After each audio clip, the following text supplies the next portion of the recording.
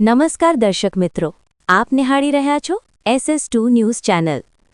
Bhavnagar national highway પર ગંભીર અકસ્માત, જાફરાબાદના ભટવદર નજીક 2ના મોત। ભાવનગર નેશનલ હાઈવે પર માટીના પાળાને કારણે અનેક નિર્દોષ લોકો મૃત્યુ પામે છે। અંદાજે 15 થી 20 લોકો મૃત્યુ પામ્યા છે। જાફરાબાદના નાગેશ્રી ગામના રમેશભાઈ સાખટનું ઘટના સ્થળે કમકમાટીભર્યું મોત। મનુભાઈ સાખટની રાજુલા સિવિલ હોસ્પિટલમાં દાખલ કરતા ડોક્ટરે મૃત જાહેર કરેલ। છેલ્લા 6 વર્ષથી બોક્સ કન્વર્ટ બંને સાઇડ માટીના પાળા હોવાથી લોકોને રોંગ સાઇડ ચાલવું પડે છે। સામેથી આવતા વાહન ચાલકો સામે નિર્દોષ લોકોને મોતનો ભોગ બને છે।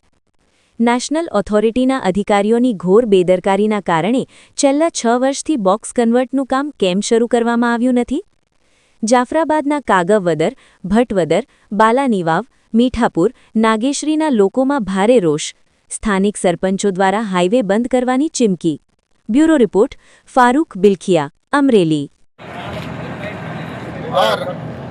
ભાવનગર સોમનાથ નેશનલ હાઈવે ઓથોરિટીની આ ઘોર બેદરકારી આજે પણ સામે આવી છે। એવું છે કે જાફરાબાદ તાલુકાના ભટવદર નજીક માટીના પાળા છે, જે માટીના પાળા બંને સાઈડ આવેલા છે। માટીના પાળાને કારણે આજે અસંખ્ય માણસોનો નિર્દોષ મૃત્યુ પામે છે।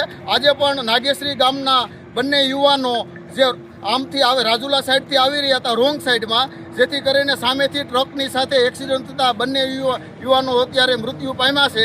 તો આ ઘટના સ્થળે મૃત્યુ પામ્યા છે તો નેશનલ ઓથોરિટીની ઘોર બેદરકારી સામે આવી છે।